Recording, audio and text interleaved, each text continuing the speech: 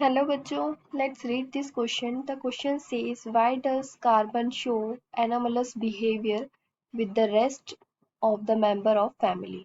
इस क्वेश्चन में हमसे पूछा गया है कि कार्बन फैमिली में जो कार्बन एलिमेंट है वो अदर एलिमेंट से एनामोलस बिहेवियर शो क्यों करता है। ठीक है, मीन्स डिफरेंट बिहेवियर क्यों शो करता है। ठीक है, तो यहाँ पे हम लिख सकते हैं key concept of this question is anomalous behavior. Key concept of this question is anomalous behavior of carbon. Behavior of carbon. ठीक है, तो कार्बन किसको बिलोंग करता है? 14th group of the periodic table, group 14 of the periodic table, and it is the first element of this family. Carbon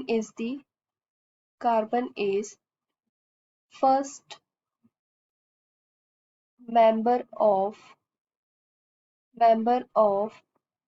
group 14, group 14, because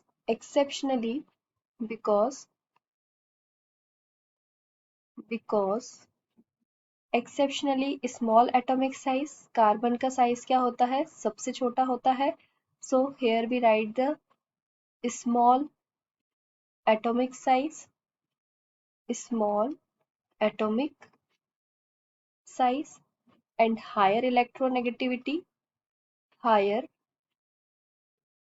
electronegativity, electronegativity,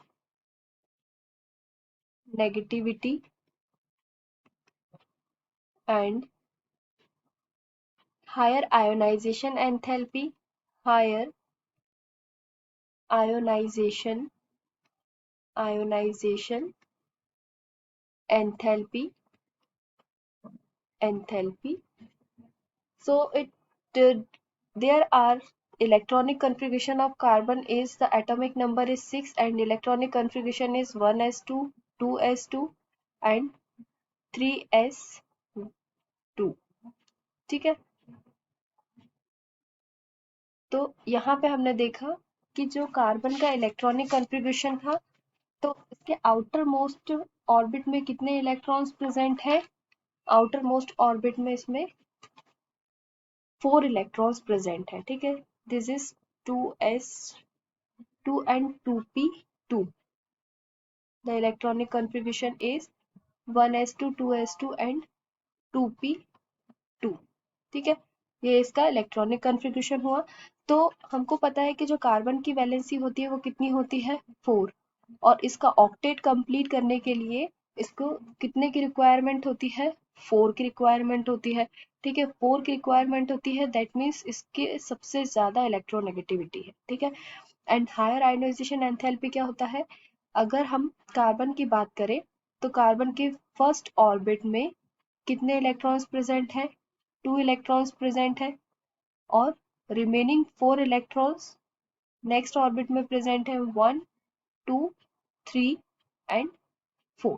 ठीक है, तो अब हम यहाँ देख सकते हैं कि जो न्यूक्लियस है, न्यूक्लियस के नियर अबाउट इन दोनों के बीच में जो इंटरेक्टिव फोर्स है वो इंटरेक्शन जो है वो बहुत ही कम है. ठीक है, ये कार्बन से हाईली बॉन्डेड है.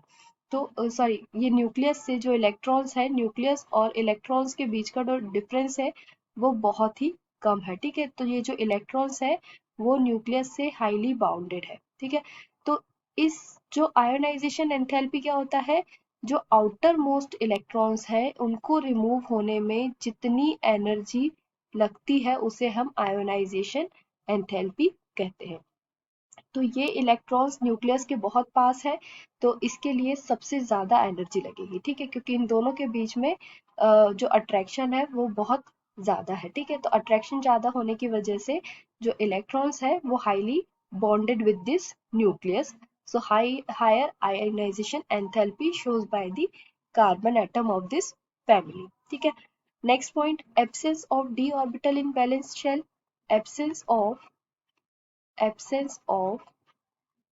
d orbital in valence shell। अब यहाँ हम देख रहे हैं कि कार्बन का जो इलेक्ट्रॉनिक कन्फिग्रेशन है उसमें d ऑर्बिटल्स प्रेजेंट नहीं है, तो d ऑर्बिटल्स ना होने की वजह से ये other element of this carbon atom shows the different behavior, and the next point is having more catenation property, having more catenation catenation property। catenation property क्या होती है? वो एलिमेंट जो सेल्फ लिंक्ड होके एक लंबी चेन का फॉर्मेशन करते हैं, लॉन्ग चेन का फॉर्मेशन करते हैं, उसे हम कैटिनेशन कहते हैं। और ये कैपेबिलिटी कार्बन में सबसे ज्यादा होती है कि हम अगर देखें तो मोस्टली कंपाउंड किससे मिलके बने होते हैं? कार्बन कार्बन चेन से मिलके बने होते हैं। सपोज अगर हम बात करें हाइड्रोकार्बन्स की, तो हाइड्रोकार्बन में हम देखते हैं कार्बन की ही लॉन्गेस्ट चेन होती है, ठीक है, उसको हम काउंट करते हैं।